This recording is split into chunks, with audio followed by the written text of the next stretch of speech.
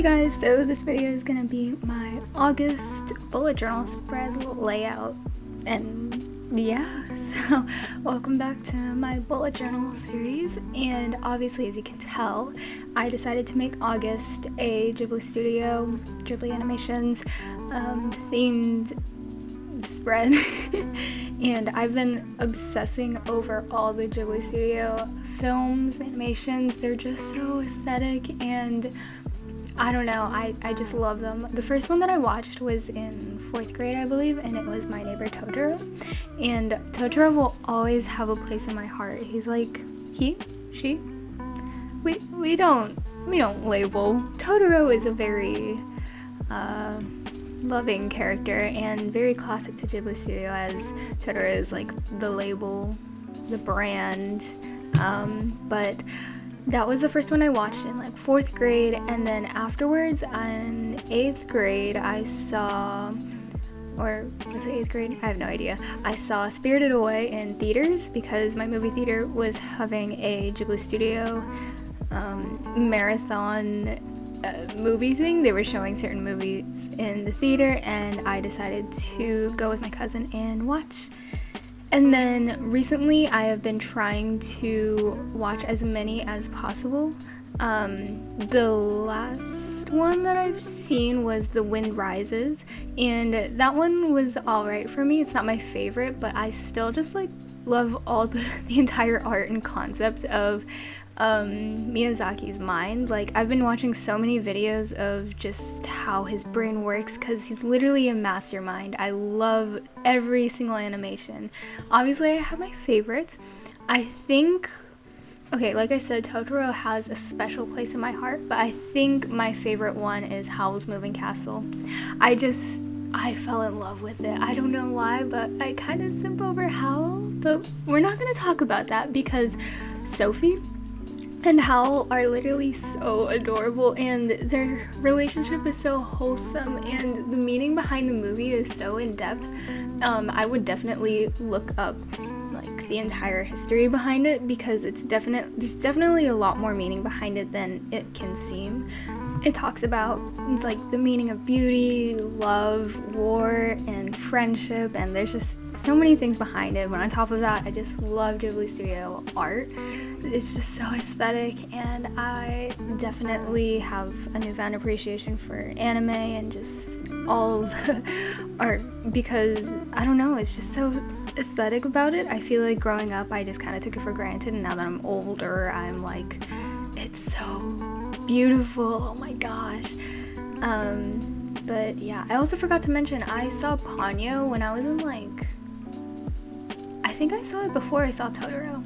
I think I saw it in like 3rd grade. I'm not really sure when it came out, but I remember when it came out in theaters, my brother and my dad went with me, and I was like, I want to see Ponyo, and they were like, why do you want to see Ponyo? But who wouldn't want to see Ponyo in theaters? It was a very exciting moment for me. I don't know why, like what made me gravitate towards that movie, but I don't regret watching it. It's very cute. Anyways, more about the bullet journal. As you can see, I did the famous Howl and Sophie kiss scene at the end of Howl's Moving Castle. Like I said, definitely recommend to watch it. And I've been trying to practice my art drawing skills a lot more recently because I think I definitely took that skill for granted.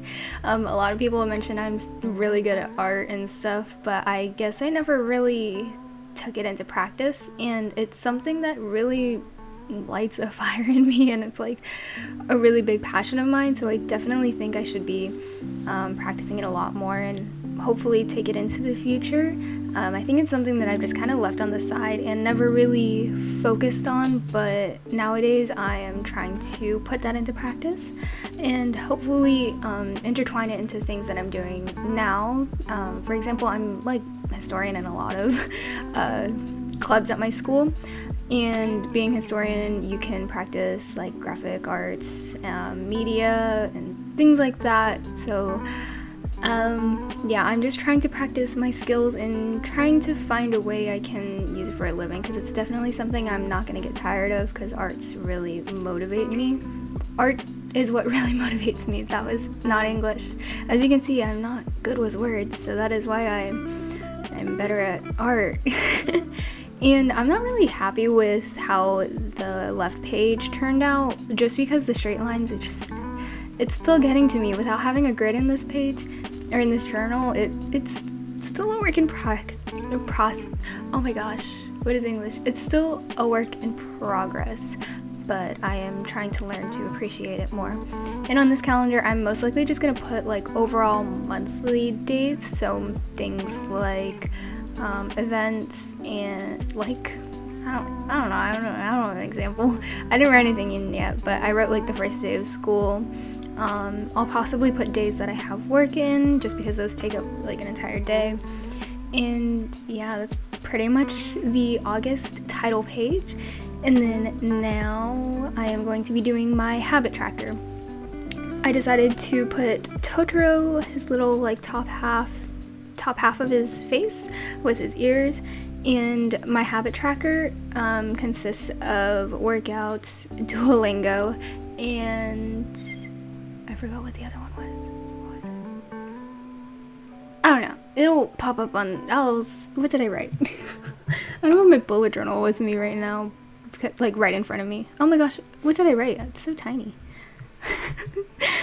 I wrote mood. Okay, the reason why I did these three is because for mood, I want to track kind of the days where I'm more happy and I'm trying to think more positively.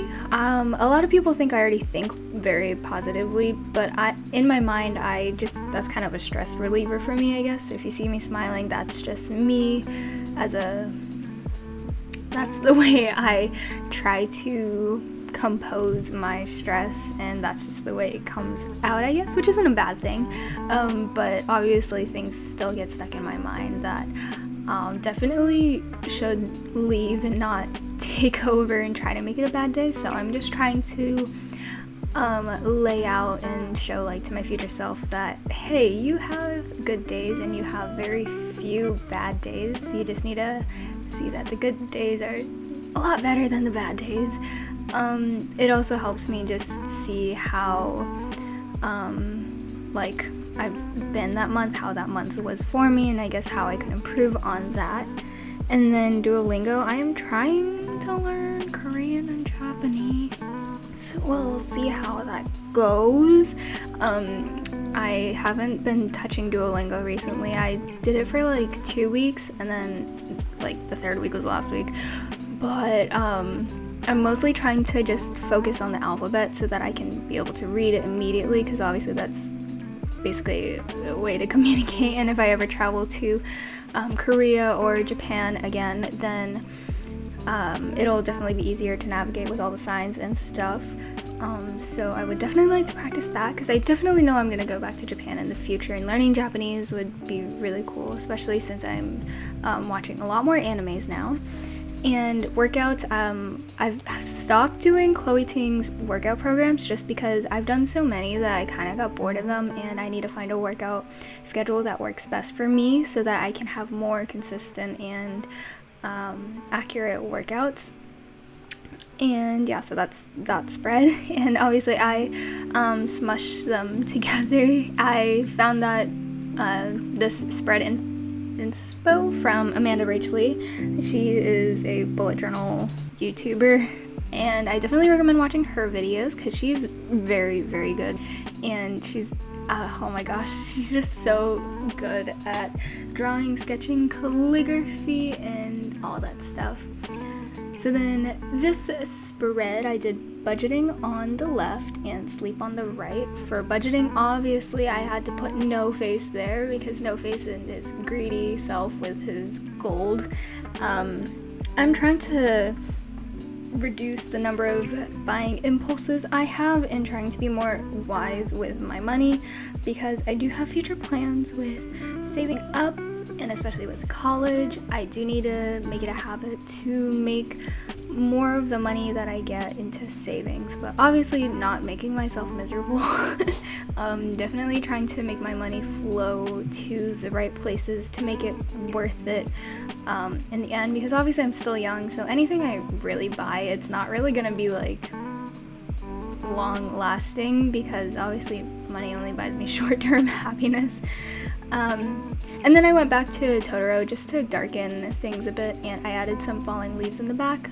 Wanted to keep it minimal, but I thought that the leaves added an extra little thing. And you can see the percentages I put for budgeting, and obviously it is subjective. I think that's the word. It's a lot more flexible than it seems, since I don't have to deal with things like housing, rent, utilities, electricity, things like that. Because I'm not living on my own, these are just things that will help me save and stuff, so that, you know, I don't have to worry about it so much in the future, because I want to start saving now while I can, just to make life for me ahead a lot easier. And then every month I do a sleep vlog. Obviously I had to do Totoro sleeping for that iconic scene where I think May falls on Totoro's belly. I always track my sleep, because sleep is something that is very important, and ever since quarantine I realized that my body needs like 8 to 9, almost 10 hours of sleep, otherwise I cannot function. I don't know how I did it during school, but I was able to run on 5 to 6 hours of sleep, but quarantine made me realize that my body is very, very tired and really needs it more. So sleep will just help me keep track of how much sleep I'm getting, and it's also kind of fun just to see, oh, she couldn't sleep last night, things like that. And sleep is very important, so just decided to make a whole page on that. I think after this month, well, August, I am probably going to be writing down the times that I fall asleep and the times that I wake up, rather than the hours that I am asleep for, because I realize that even though I might get enough sleep, like I might get my 8 to 10 hours of sleep, I need to fix my sleep schedule, because I keep falling asleep at like 2 a.m. and waking up at 12 for some reason. So I need to definitely fix that, and I think that the time that I fall asleep and trying to wake up early should be something that I practice more, especially with school coming up this month. And for the weekly layouts, I know a lot of people do it vertically, but I do it horizontally. I don't really know why, but yeah. And I had no clue what to do with the weekly spreads, just because I didn't have a plan with it. So a little hack for you guys is to take packing paper and cut it, rip it to the size of your page, so that it not only will be thicker, but it also just covers your mistakes or anything like that. So you don't have to really worry about gluing pages together, but that's also something you can do if you mess up. And then I put little washi tape, and I wanted to put the days, the little title things as chalkboard kind of inspired. I really tried to keep the Ghibli studio kind of theme, so then I just took a white gel pen. I used the jelly rolls, the white Sakura jelly roll pens, and I just write the days in it, and then I drew leaves to separate the little borders. I feel like nature scenes in Ghibli are also the most iconic ones, just because they're the most memorable, and they're obviously so pretty. I feel like in all of the Ghibli studio animation, nature is just everywhere, so I tried to really embody that. And yeah, I think that's it. I don't recommend using the Tombow, like the regular black, brush pen that comes with the colors, just because it's not as dark as I thought. So I do use a separate marker, but I do recommend the Fuden Suke brush, just because those are a lot darker. And then for final touches, I just added a little Totoro sticky note and darkened the August title. So this is my August bullet journal spread. I hope you guys enjoy it, and if I end up adding more spreads or habit trackers, I will definitely put them after the days of the month. And yeah, I hope you guys enjoy it. If you take inspo from these, make sure to tag me on Instagram, Twitter, Snapchat, social media and stuff. So yeah, thanks for watching.